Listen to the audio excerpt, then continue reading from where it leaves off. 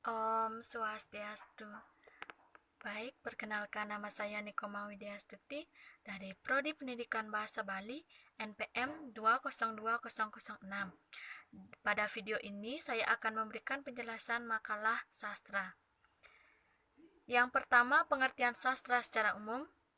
Sastra atau dalam bahasa Sanskerta merupakan kata serapan dari sastra yang berarti teks yang mengandung instruksi atau pedoman.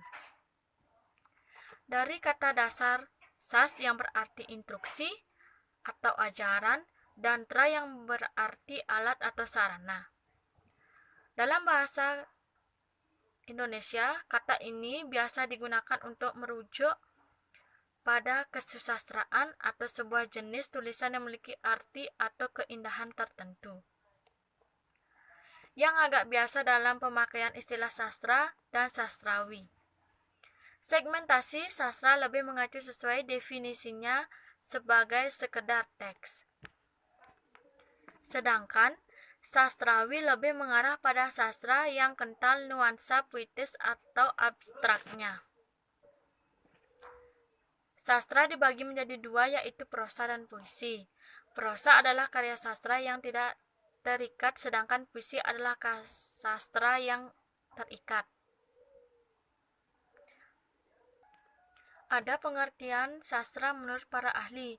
Yang pertama Mulsar Esten, yang kedua yaitu Semi, yang ketiga yaitu Panuti Sujiman, yang keempat Ahmad Badrun, yang kelima Eglinton, 6 Plato, 7 Aristoteles, 8 Robert Schuller, 9 Sapardi, dan 10 Taum. Baik, selanjutnya yaitu sejarah perkembangan teori sastra. Teori sastra berasal dari kata theoria atau bahasa Latin. Secara etimologis, teori berarti kontemplasi terhadap kosmos dan realitas. Pada tataran yang lebih luas, dalam hubungannya dengan dunia keilmuan, teori berarti perangkat pengertian konsep proporsi yang mempunyai korelasi yang telah teruji kebenarannya. Teori berfungsi untuk mengubah dan membangun pengetahuan menjadi ilmu pengetahuan. Keuntungan yang diperoleh lebih jelas bahwa peneliti diberikan kemudahan.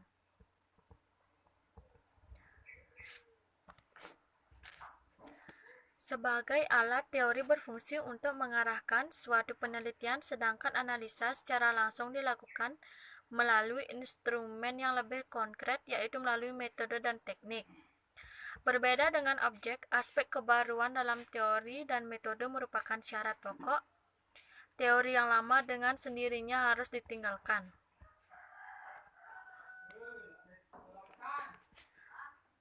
Karya sastra sebagai objek penelitian, metode dan teori sebagai cara untuk meneliti, berkembang bersama-sama dalam kondisi yang saling melengkapi.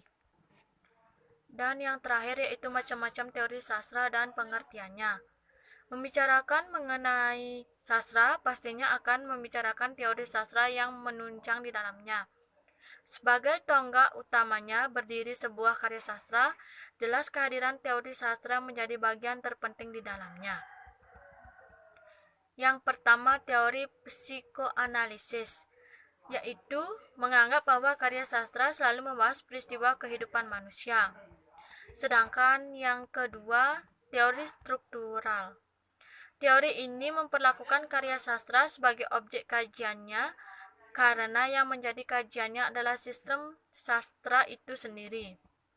Hal ini dapat dilihat dari hubungan berbagai unsur dalam teks sastra sehingga unsur-unsur tersebut berkaitan satu sama lain.